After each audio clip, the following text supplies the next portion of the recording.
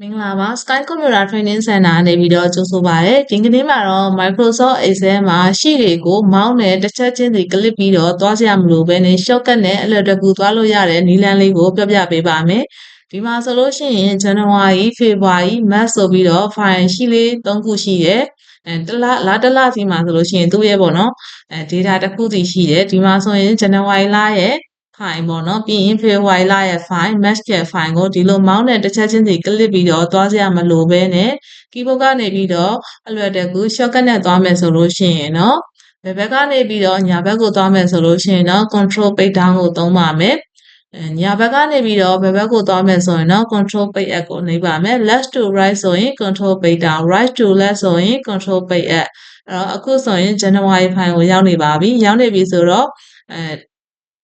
ဘယ်ဘက်ကနေပြီးတော့ညာဘက်ကိုသွားပါမယ်အဲ့တော့ keyboard ကနေပြီးတော့ control နဲ့ page down ဒါဆိုရင် February ကိုရောက်သွားပါပြီ control နဲ့ page down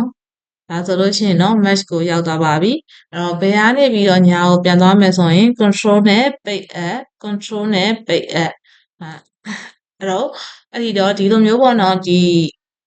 ရှိလေးတွေကိုအလွယ်တကူ shortcut နဲ့သွားချင်တယ်ဆိုရင်တော့ဒီနည်းလမ်းလေးနဲ့သွားလို့ရပါတယ် control page down control page up ဗီဒီယိုလေးကိုဆုံးထိကြည့်ပေးတဲ့အတွက်ကျေးဇူးတင်ပါတယ်မင်္ဂလာရှိတဲ့နေ့ရက်လေးကိုပိုင်ဆိုင်ပါစေလို့ဆုတောင်းပေးလိုက်ပါတယ်ရှင်